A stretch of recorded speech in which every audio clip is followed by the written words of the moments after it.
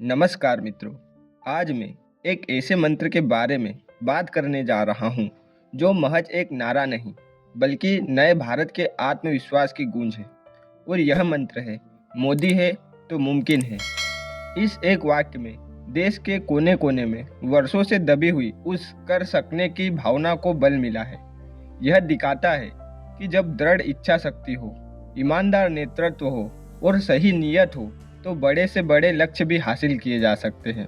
संभव हुआ जो असंभव लगता था। सोचिए, दशकों तक देश में जो चीज़ें असंभव मानी जाती थी वे पिछले कुछ सालों में कैसे हकीकत बनी है। क्या किसी ने सोचा था कि देश के हर गांव, हर घर में बिजली पहुंचेगी? सौभाग्य योजना से यह मुमकिन हुआ।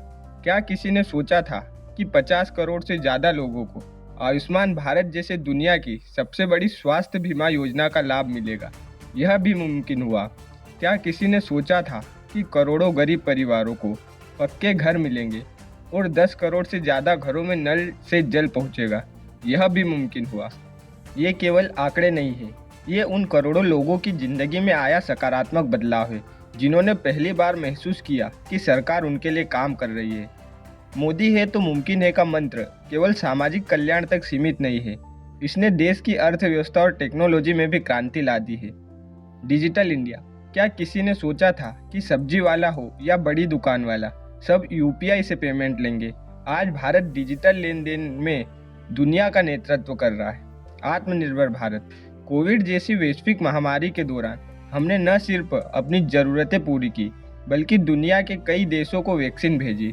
हमने दिखाया कि हम विश्व की फार्मेसी इंफ्रास्ट्रक्चर, कश्मीर से कन्याकुमारी तक, पूर्व से पश्चिम तक, एयरपोर्ट, एक्सप्रेसवे और रेलवे का जो जाल बिछ रहा है वह दिखाता है कि देश अब स्लो प्लेस नहीं बल्कि मिशन मोड में काम कर रहा है। सम्मान और स्वाभिमान की यात्रा। इस मंत्र की सबसे बड़ी उपलब्धि यह है कि इसने देश के सम्मान और स्वाभिमान को बढ़ाया है।